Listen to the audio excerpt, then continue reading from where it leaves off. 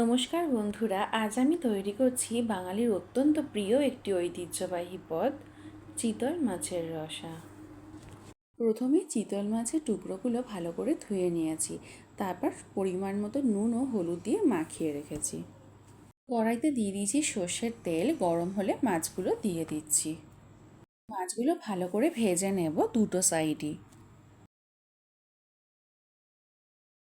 আবারও বাকি মাছগুলো একই প্রসেসে ভেজে নিচ্ছি। সমস্ত মাছগুলো ভাজা হয়ে গেছে।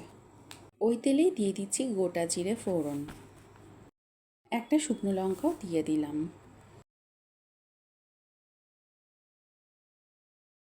দিয়ে দিয়েছি দুটো পেঁয়াজ বাটা।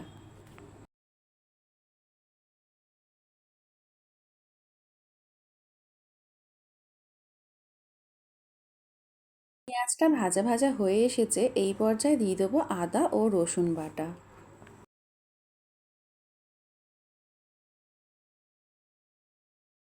দিয়ে দিচ্ছি পরিমাণ মতো নুন।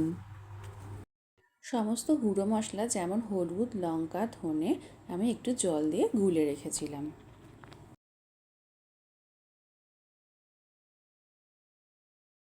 স্বাদের ব্যালেন্সের জন্য দিলাম অল্প চিনি। ভালো করে কষিয়ে নিয়ে দিয়ে দিচ্ছি টমেটো বাটা।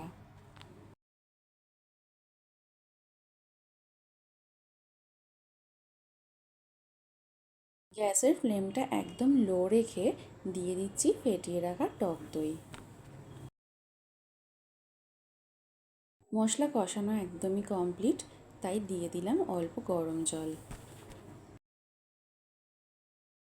যোগ করছি একটু গরম মশলা গুঁড়ো।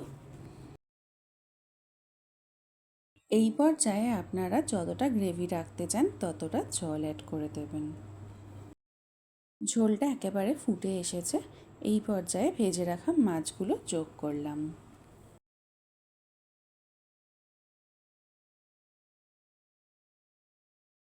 তৈরি হয়ে গেল আজকের সুস্বাদু চিতল রসা।